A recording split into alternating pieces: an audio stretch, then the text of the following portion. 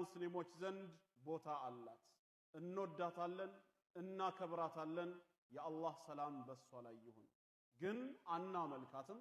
በጭንቅ ሰዓት ድረሽልን ብለን አንጠራትም። በተድላ ጊዜም አናመሰግናትም። ለጭንቃችን ደራሻችን ፈጣሪ አምላካችን አላህ ነው። ከችግርም ነፃ ስንወጣ ምስጋና የምናቀርበው ለፈጠረን አላህ ነው። አላህ ከሰጣት ክብርና ደረጃ ዝቅ አድርገን አንጠራትም። አላህ ያልሰጣትን ደረጃና ማዕረግም ከፍ አድርገን አንሰጣትም። የሷን ትልቅነት ነቢያችን አለይሂ ሰላቱ ወሰላም አስተምረውናል።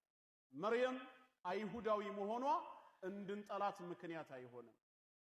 አላህ ከፍ ያደረገውን ከፍ ከማድረግ ውጪ አማራጭ የለንም። ስለዚህም ከዓለማት ሴቶች ቁንጮ ተብላ በነቢያችን አለይሂ ሰላቱ ወሰላም ተጠርታለች።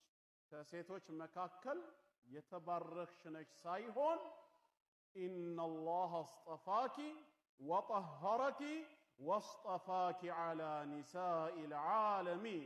አላህ ከዓለማት ሴቶች ሁሉ መርጦሻል።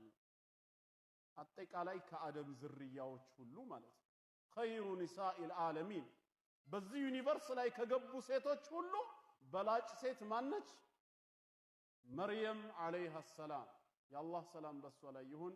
መርየም ነች ማለት ነው። እናም ጅብሪል ወደሷ መጣና ያ መርየሙ፣ አንቺ መርየም ሆይ ኢነላህ ዩበሽሩኪ ቢከሊመቲን ሚን፣ አላህ ከርሱ በሆነው ቃል ያበስርሻል፣ ልጅን እንደምትወልጂ ይነግርሻል አላት። ይሄ ማለት ለኛ ለሙስሊሞች የሚሰጠን ተረጓሜ ምንድነው? ጌታችን አምላካችን አላህ በይሁንታው ቃሉ ከመርየም ወንድ ሳይነካት ሰውን እንደሚፈጥር በጅብሪል በኩል እያበሰራት ነው። ነገር ግን ያ ቃል በማህፀኗ አድሮ ደምና ስጋ ለብሶ ቃልም ስጋ ሆነ እንደሚሉት ወደ ሰው ተቀይሮ መጣ ብለን ግን አናምንም። የጌታችን የአላህ ቃል አድራጊ ነው እንጂ ተደራጊ አይደለም። የጌታችን የአላህ ቃል ፈጻሚ ነው እንጂ ተፈጻሚ አይደለም።